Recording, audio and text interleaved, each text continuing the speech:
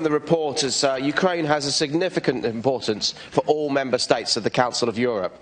We can't accept what's happening in Crimea and eastern Ukraine, but the solution needs to be political, not military. Therefore, in order to be strong enough to push for lasting peace, it's vital that Ukrainian institutions have the trust of their people and the international community. Whilst Ukrainian armed forces are still taking casualties and Russia and the separatist groups are making no progress on their commitments, it's difficult to focus sufficient attention and goodwill to pass difficult legislation. But it's good to note that Ukraine has made more progress in reform since 2014 than the previous 23 years combined.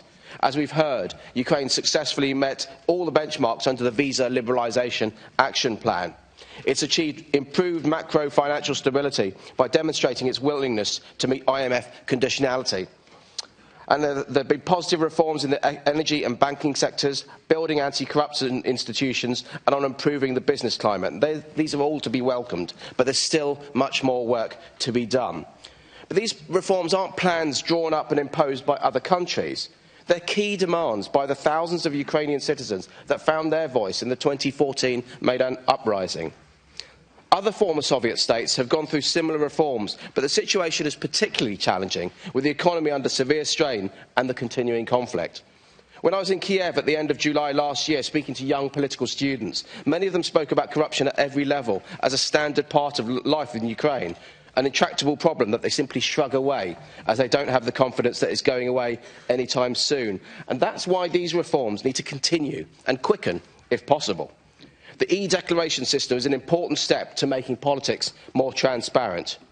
We have a saying in the UK that sunlight is the best disinfectant. Letting the light into the darker corners of the Ukrainian politics and business will help clean up the system. Now, the authorities need to maintain momentum in investigating declarations under the e-declaration system and prosecute where appropriate. But the e-declaration system can also act as a leveller.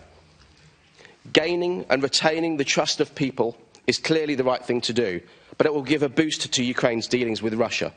Tackling corruption will give investors and the international community the confidence to invest in Ukraine. It's vital to keep up the pace of reforms. Behaviour takes time to change and convert to custom. Now, this report looks at the functioning of democratic institutions, not the implementation of Minsk. And so it's important that in this context, we remain focused on analysing and supporting the work that's being done in support of the people of Ukraine.